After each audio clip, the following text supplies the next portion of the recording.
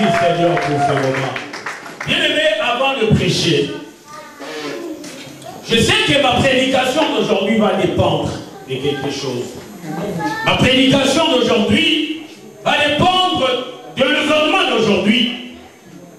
Bien-aimé, mon cœur est tellement rempli de joie et que je n'arriverai même pas à prêcher sans pour autant écouter cet homme parler. Mon âme a besoin d'écouter les témoignages venant de cet homme. Sa présence devant moi me montre que nous servons un Dieu vivant. Amen. Voilà pourquoi avant de prêcher, je me mieux appeler d'abord le frère Anissé qui viendra témoigner son Dieu. Acclamons le nom du Seigneur.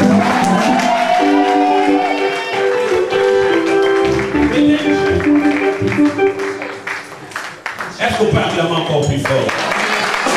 Est-ce qu'on peut acclamer encore plus fort?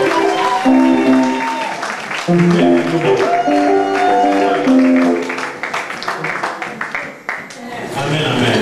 Est-ce qu'il y a la joie de revoir le frère ici? Est-ce que vous avez réellement la joie? Et si vous avez la joie, acclamons le nom du Seigneur.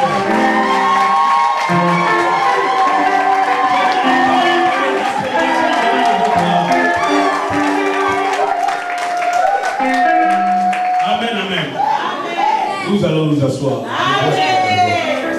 Nous laissons le micro à notre frère Anissé qui va témoigner son Dieu. Amen, amen. Bien-aimé dans le Seigneur, amen. Amen. Alléluia. Amen. Je suis dans la joie, donc je vois mes frères et sœurs devant vous parce que je ne savais pas qu'un jour je serai devant vous. Amen. Donc, je suis dans la joie, je vois mes frères et sœurs, je suis dans la joie. Donc, bien aimé dans le Seigneur, donc je ne sais pas parce que je suis content que, franchement, si je vois cet homme, donc franchement, je suis dans la joie parce que je sais qu'on sert vraiment un vrai Dieu vivant. Ce monsieur devant moi, je ne sais pas comment je peux dire, c'est vraiment un bon père parce qu'il était toujours avec moi. Quand j'étais malade, je sais bien que vous savez tout ce qui m'est arrivé, tout le monde le savait. Donc, je peux quand même vous dire quelque chose parce que si je voulais que je dise tout, donc ça va prendre que 3 heures. Donc je vais couper court pour que je puisse dire quelque chose. Amen. Donc en fait, ce qui m'est arrivé, c'était comme ça. Je vais vous dire, hein, moi je travaille à Auchan. Vous savez, j'étais au champ. Donc je suis comme agent de surveillance. Donc mon témoignage, j'ai fait ça, j'ai divisé ça en 3 parties. Donc avant la... Excuse-moi. Ouais. Ouais, j'ai divisé ça en 3 parties. Donc avant l'accident, et puis pendant l'accident, et puis après l'accident. Amen. Donc avant l'accident, j'étais à l'église, je venais à l'église tout comme tout le monde, je venais à l'église. Et puis je ne me sentais pas bien presque, je disais même à mon père, là, je dis que non, évangéliste, franchement, je n'arrive pas à comprendre que Jésus. Donc cette fois-ci, je ne me sens pas bien, évangéliste, c'est des prières pour moi de temps en temps. Alors il y avait un jour, je ne sais pas, bon là, c'est les gens qui étaient les plus anciens, c'est les plus anciens qui savent cet événement. Il y avait un jour, j'étais venu à l'église, j'étais assis juste à côté du bas. Alors l'évangéliste, elle priait ici. Je ne sais pas s'il priait avec qui, il priait pour qui, je ne sais pas, ça fait longtemps quoi. L'évangéliste, elle priait à un certain moment, j'ai vu frère Dodé. Le frère de l'aile est venu, il m'a dit que non, je puisse passer devant l'évangéliste et puisse m'appeler. Alors moi, je ne savais pas.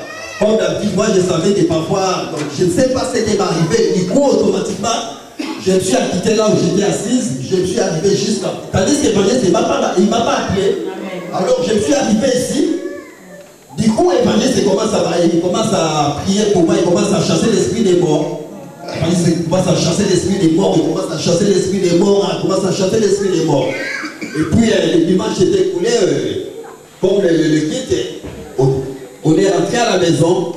Et puis là c'était le 25 juillet, c'était un dimanche. Et puis le 26, je suis arrivé chez moi, je voulais dormir. L'évangéliste m'a appelé le soir vers 22h, je ne sais pas si c'est quoi, mais l'évangile m'a appelé vers 22h. Et puis il commence à prier au téléphone, il commence à prier. Et puis l'évangile c'est toujours dans ses prières, et puis il chasse toujours l'esprit des morts. Il commence à chasser l'esprit des morts, il commence à chasser l'esprit des morts, il commence à chasser l'esprit des morts. Et puis du coup il a arrêté, il a dit, après il a dit, il n'y a pas de souci. Et puis l'évangile l'a quitté. Et puis là c'était le lundi 27, le lundi 26. Alors le 27, c'était un mardi, parce que j'ai commencé le travail à 5h du matin. Je suis parti au travail. Alors je suis parti au travail le matin. Vers 7h du matin, il y a mon responsable. Il m'a appelé, il a dit que non, parce qu'il m'appelait toujours dans mon nom de famille. Il m'a dit que c'est sûr là. Tu sais, comme on est en train de faire les travaux ici dans le parking, donc il faut que tu puisses dire au camion, parce que moi je travaille là où il y a dans Auchan en fait, dans le parking de Auchan, là il y a tous les marchandises d'Auchan arrivent. Il a dit que non, il faut que, comme on est en train de faire les travaux, pardon, donc il faut dire au chauffeur de venir un à un. Moi j'ai dit, il n'y a pas de souci. Alors vers 9h du matin, le camion commence à arriver avec les marchandises.